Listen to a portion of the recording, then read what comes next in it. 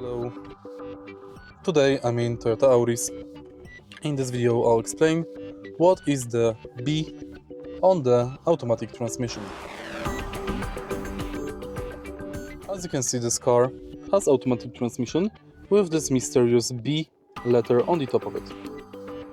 The B in automatic transmission, often found on hybrid or some automatic transmission from different types of engines, typically stands for brake or engine braking mode.